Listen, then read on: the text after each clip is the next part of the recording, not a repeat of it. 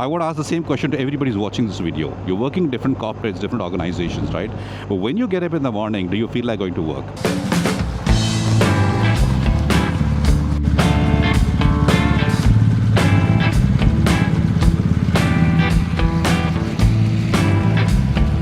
Today I'm a little upset with something I read in the news today.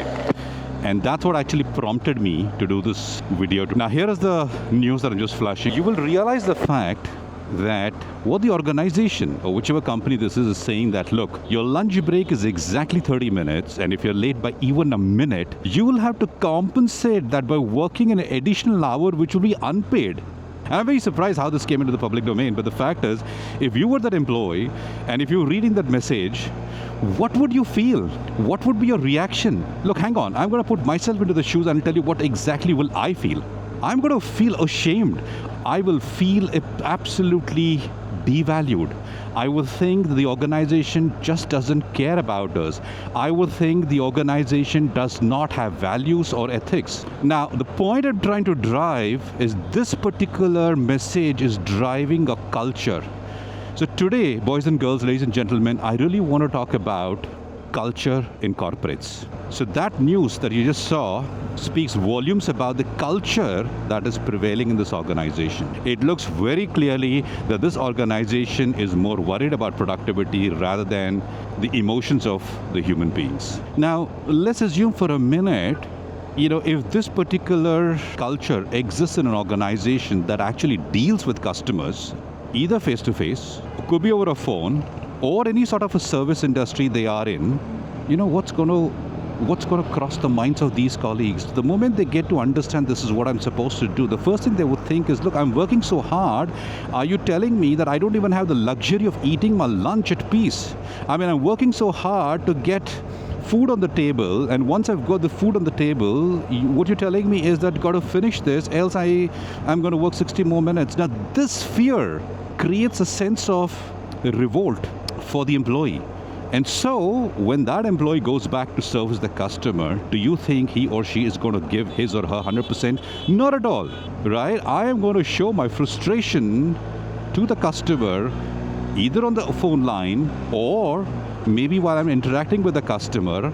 I'm not going to give the company my 100%. I'm not going to be challenging the processes that are difficult. I'm not going to think of how to streamline things. All that I'm going to get worried about is, look, this is a culture that I cannot work in. Me being in corporate for the last 25 plus years, one of my favorite questions that I ask colleagues, especially the frontline colleagues, is that when you get up in the morning, do you actually feel like coming into work? Now look guys, whenever I've asked this question, depending on which organization I am in or I have been in, there are several organizations where people were very energetic about it, and there are organizations where people were trying to be diplomatic and trying to shy away.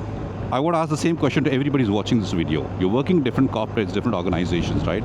But when you get up in the morning, do you feel like going to work? Now, if you don't feel like going to work, guys and girls, there is something wrong. And you will have to figure out what is it that's not working.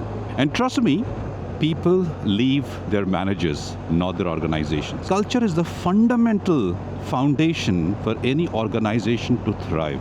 Culture is not about beanbags. It is not about free food on Wednesdays. It's not about Friday fun activities.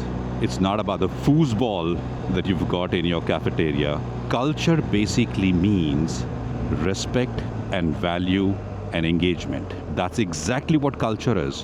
When I walk into the office through that door, am I excited to begin the work I'm doing? Am I excited to meet my colleagues? Am I excited to meet my manager?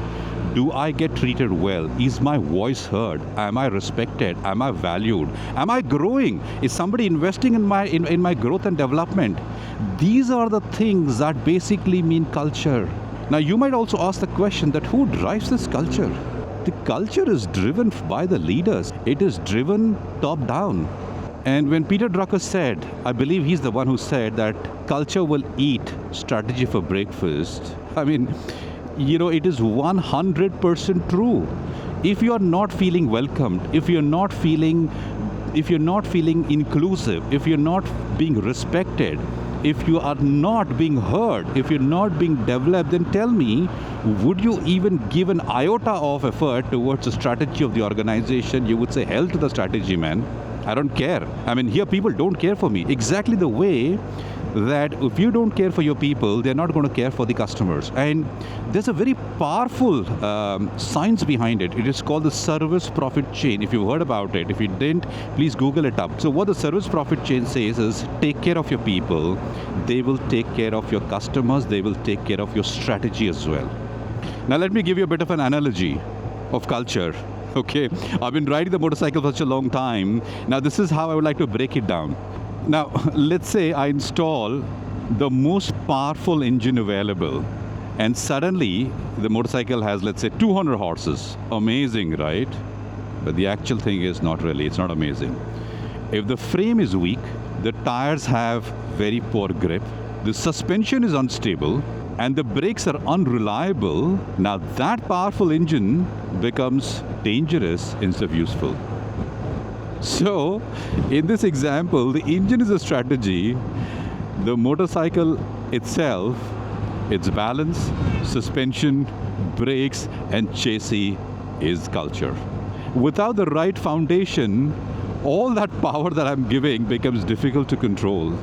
And I know organizations worldwide know that culture is the foundation for anything. It is the leaders whose responsibility it is to ensure that people are respected, people are valued. Culture also drives psychological safety, guys and girls, because you feel safe in a company which has very strong, solid culture.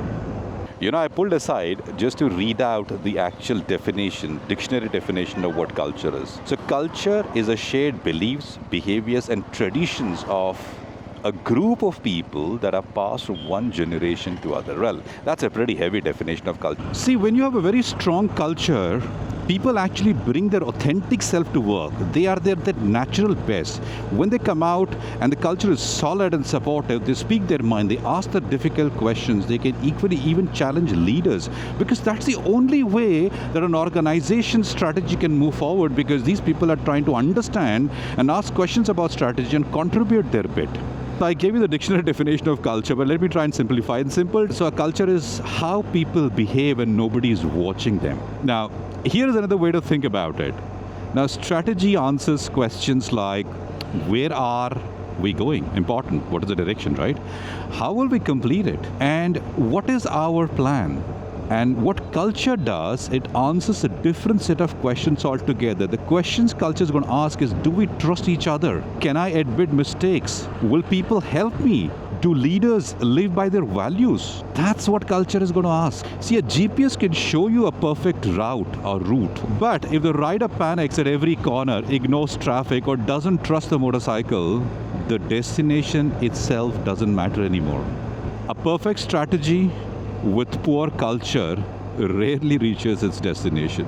Think about companies that you work for. Have you ever seen a brilliant company with PowerPoint presentations, beautiful vision statements, impressive annual goals, yet everyone seems to be afraid to speak up in that meeting? The meetings go silent, there is no innovation is completely out of the door, people only do the bare minimum that is required. And that exactly is a perfect recipe of culture defeating strategy. Now think of another company. Maybe their processes weren't perfect. They were broken, possibly. Maybe they didn't have the biggest budgets, but people trusted each other. Managers coached instead of blaming people. Employees shared their ideas freely without fear.